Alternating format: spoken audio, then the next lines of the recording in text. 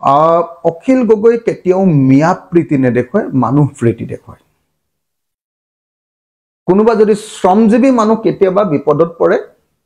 আৰু তেওঁ যদি ভাৰতীয় নাগৰিক হয় তেতিয়া হলে তেওঁৰ ধৰ্ম যিয়ে নহওক লাগিলে তেতিয়া হলে অখিল গগৈয়ে কাৰো অনুমতি নোলোৱাকৈ কাৰোলৈ কেয়াৰ নকৰাকৈ ভাৰতীয় মানুহক আৰু দুখীয়া শ্ৰমজীৱী মানুহক সহায় কৰিবলৈ সদায় প্ৰস্তুত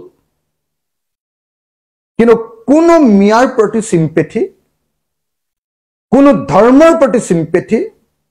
কোনো বিদেশীৰ প্ৰতি সিম্পেথি সামান্যতম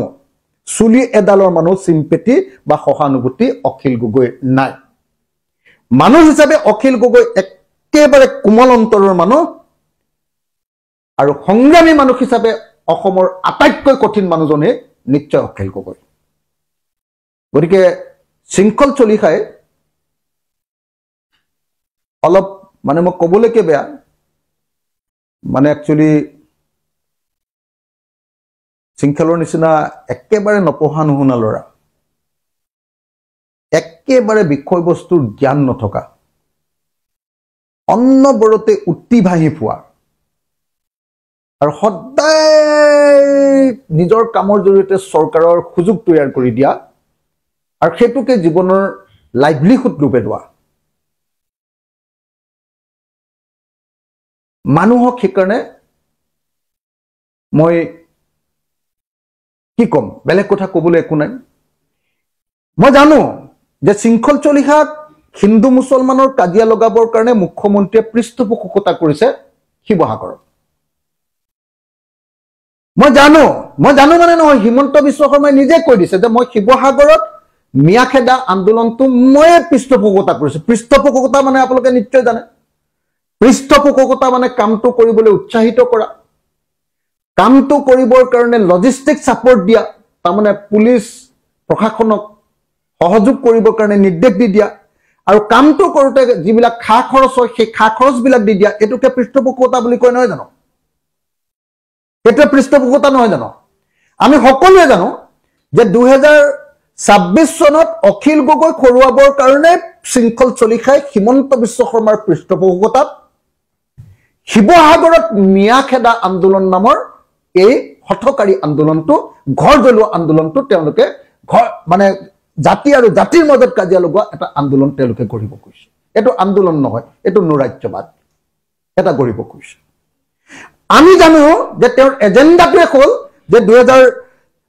2021 ৰ পৰা 2026 লৈকে যেটো অখিল গগৈয়ে অসম বিধানসভাত আটাইতকৈ বেছি ভূমিকা পালন কৰিলে অখিল গগৈয়ে যেটো বিজেপি চৰকাৰক আটাইতকৈ জবাবদিহি কৰিলে অখিল গগৈৰ যুক্তি আৰু তৰ্কৰ সন্মুখত হিমন্ত বিশ্ব শৰ্মাক খাৰা হ'বলৈ অসুবিধা হয় গতিকে 2026 চনত যিকোনো পৰিমাণে যিকোনো প্ৰকাৰে অখিল গগৈ বিধায়ক হিচাপে বিধানসভালৈ পঠিয়াব নালাগে এটো হল হিমন্ত বিশ্ব শৰ্মাৰ এজেন্ডা আৰু সেই এজেন্ডাটোকে যে শৃংখল চলিখাই কাৰ্যকৰী কৰিবলৈ গৈছে এটো খাটাং গতিকে তেওঁ কৈ আছে যে অখিল গগৈ কি 2026 চনত শিৱসাগৰত কি ব্যাপক কি ৰাজনৈতিক পৰিৱৰ্তন কৰিবৰ কাৰণে তেওঁ কাম কৰিছে হয় আমি জানো যে তেওঁ শিৱসাগৰ বিজেপি আৰু আৰএছএছৰ হাতত তুলি দিবৰ কাৰণে শিৱসাগৰত অখিল গগৈ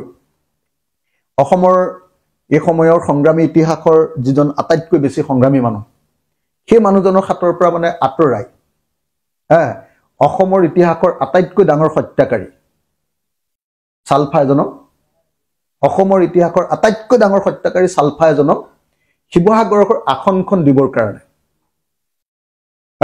যাতে একেলগতে তেওঁলোক দুইজনে লগ লাগি গোটেই ব্যৱসায়ী বিলাকৰ পৰা ধমকি দি পইচা উঠাব পাৰিব ভৱিষ্যতে এই কাৰণে তেওঁ এইবিলাক কাম কৰি আছে শিৱসাগৰত এটোটো খাটাং সকলোৱে জানে যে শিৱসাগৰত কোন ইলেকশ্যনত উঠিব জানে যে অসমৰ ইতিহাসৰ আটাইতকৈ দুৰ্ধৰ্ষ সন্ত্ৰাসবাদী মানুহ মৰা উজনি অসমৰ আটাইতকৈ বেছিকে মানুহ মৰা সালফা এজন বিজেপিৰ পৰা উঠিব আৰু সেই বিজেপিৰ সালফাজনক বিধায়ক পাতিবৰ কাৰণে আৰু অখিল গগৈক বিধায়ক পদৰ পৰা খেদিবৰ কাৰণে শিৱসাগৰত শৃংখল চলিহা হতে মিয়া আন্দোলন কৰিছে মিয়াখেদা আন্দোলন কৰিছে কথাটো সাফ সেইকাৰণে তেওঁ কৈছে যে 2026 চনত শিৱসাগৰত ৰাজনৈতিক পৰিৱৰ্তন কৰা হ'ব কাক দিব বিজেপি কাক দিব সাম্প্ৰদায়িক বিজেপি কাক দিব অসমৰ ইতিহাসৰ আটাইতকৈ দুৰ্ধৰ্ষ সন্ত্ৰাসবাদী আটাইতকৈ বেছি মানুহ মৰা এজন চালফাক বিজেপিৰ বিধায়ক ৰূপে গঢ়িবৰ কাৰণে শৃংখল চলিয়াই কাম কৰি আছে বিধায়ক অখিল গগৈ